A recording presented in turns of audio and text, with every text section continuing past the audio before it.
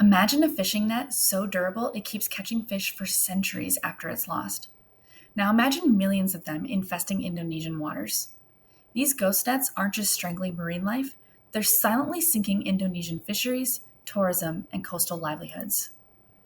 Indonesia, with 5.8 million square kilometers of ocean, conservatively has over 25.5 million kilometers of ghost nets beneath its surface.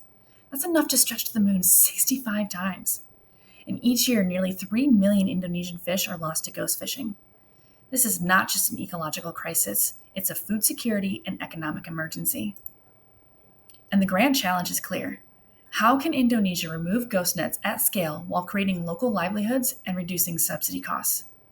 Ghost nets cost fishers 11% of their income, destroy coral reefs that sustain biodiversity, and threaten a 344 trillion rupiah tourism industry. Meanwhile, the government spends 56 trillion rupiah each year on electricity subsidies for low-income coastal families. These problems are intertwined. So must be the solution. But before we can solve this challenge, several scientific gaps must be filled. We lack national data on where ghost nets accumulate and their types. Without it, retrieval routes and recycling plans are inefficient. We also lack energy yield data on burning ghost nets in Indonesia's waste-to-energy plants, including their emission profiles. And socially, we need research on fair wage systems and verification methods to prevent fraud and ensure true community benefit. And to bridge these gaps, I propose 3 targeted research initiatives.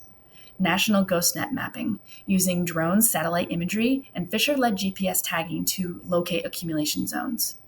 A net-to-energy conversion trial, where lab tests are conducted, testing different polymer types to measure energy outputs and their emissions. And a socio-economic pilot study is needed, working with the People's Coalition for Fisheries Justice to test wage systems and local participation methods. And this model builds on the Papahanaumokuakea Marine Debris Project in Hawaii, which already converts ghost nets into usable energy. But this plan goes further by empowering local Indonesian fishers as ocean stewards. Here's how it works.